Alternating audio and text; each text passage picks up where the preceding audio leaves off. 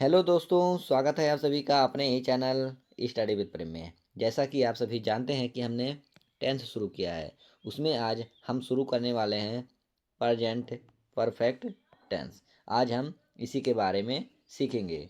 तो ऐसे वाक्यों के लास्ट में क्या होता है, चुका है, चुकी है, चुके हैं इत्यादि शब्द आते हैं। जैसे वह किताब पढ़ चुका है, वह क्रिकेट खेल चुका है, हम स्कूल जा चुके हैं, बच्चे खेल चुके हैं।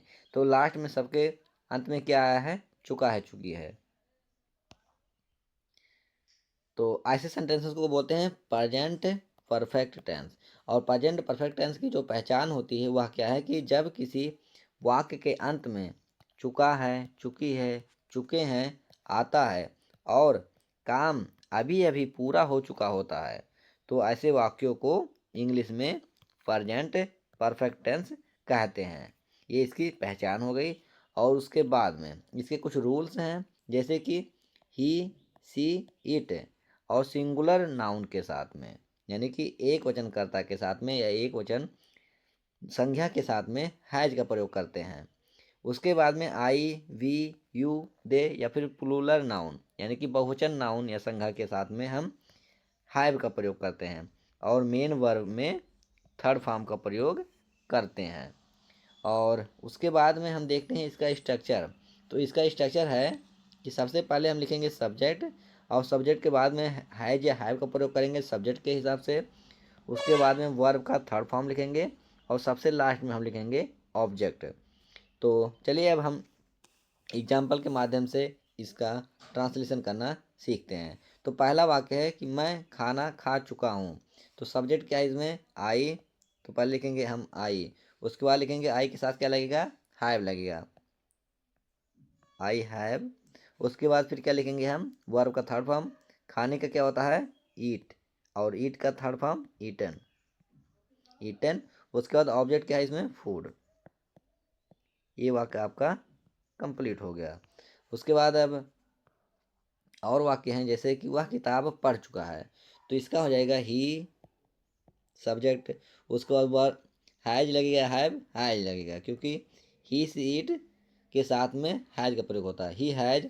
उसके बाद पढ़ने का क्या हो जाएगा, रीड, इसका थर्ड फॉर्म भी वही रहेगा, रीड। उसके बाद क्या पढ़ चुका है, book, he has read book. उसके बाद अगला वाक्य है हम स्कूल जा चुके हैं। तो हो जाएगा वी हैव। उसके बाद गो का third form gone to school. और उसके बाद अगला वाक्य है कि हम क्रिकेट खेल चुके हैं। सॉरी, वह क्रिकेट खेल चुका है। तो यहाँ पर हो जाएगा ही के साथ में लगेगा हेल्पिंग वर्ब हैज, और हैज के बाद फिर लगेगा खेल चुका, खेल का हो जाएगा प्लेयर्ड। उसके बाद क्रिकेट। ये वाक्य आपका कंप्लीट हो गया। और उसके बाद हैं इसके निगेटिव सेंटेंस, वो तो अफर्मेटिव था। अब निगेटिव सेंटेंस का जो स्ट्रक्चर है वह क्या है कि इसमें भी सबसे पहले सब्जेक्ट लिखेंगे, उसके बाद में हेल्पिंग वर्ब हैज या हैव का प्रयोग करेंगे, और इसके बाद हम क्या करेंगे, नॉट का प्रयोग कर देंगे। उसके बाद वर्ब का थर्ड फॉर्म, उसके बाद में ऑब्जेक्ट लिख देंगे। तो चलिए अब इसका स्ट्रक्चर बनाकर देखते हैं, या फिर इसका ट्रांसलेशन कैसे किया जाएगा इसे देखते हैं। तो सबसे पहले सब्जेक्ट लिखेंगे हम यहाँ पर राम, राम हो गया। उसके बाद हैज या हैव, हैज लगेगा क्योंकि राम एक वचन है, हैज। उसके बाद नॉट का प्रयोग करेंगे स्ट्रक्चर के हिसाब से। उसको वर्ब गया, तो क्या हो जाएगा, गोन, कोई काम अभी भी समाप्त हुआ, यानी कि राम बाजार नहीं गया है, नॉट गोन टू। ऑब्जेक्ट क्या हो जाएगा इसमें, मार्केट यानी बाजार। ये वाक्य आपका कंप्लीट हो गया। उसके बाद अगला वाक्य है कि उसने एक किताब, सॉरी, उसने किताब नहीं पढ़ी है। तो हो जाएगा उसने का हो जाएगा ही। उसके बाद हेल्पिंग वर्ब हैज। उसके बाद नॉट।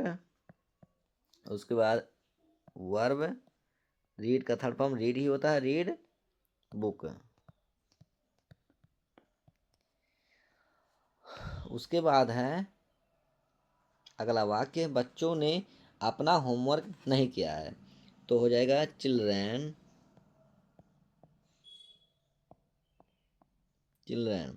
उसके बाद अब लगेगा यहाँ पर हैव, क्योंकि एक से ज़्यादा बच्चे हैं। हैव नॉट कंप्लीटेड, कंप्लीटेड अपना होमवर्क, दियर होमवर्क। अब यहाँ पर दियर का प्रयोग क्यों किया गया है, क्योंकि यहाँ पर एक से ज़्यादा बच्चे हैं और पूरा नहीं किया है, यानी कि कंप्लीटेड हो जाएगा। तो ये वाक्य आपका कंप्लीट हुआ। उसके बाद अगला वाक्य है कि हमने यह किताब नहीं खरीदी है, तो हो जाएगा we have not bought this book. और उसके बाद अगली लाइन है कि उसने सच नहीं बताया है, he has not verb told the truth. ये वाक्य आपका कंप्लीट हो गया। तो आशा करता हूँ कि वीडियो आपको अच्छा लगा हो। तो अगर ये वीडियो आपको अच्छा लगा हो तो कृपया करके लाइक शेयर और सब्सक्राइब करना ना भूलें। मिलते हैं अगले वीडियो में, तब तक के लिए जय हिंद।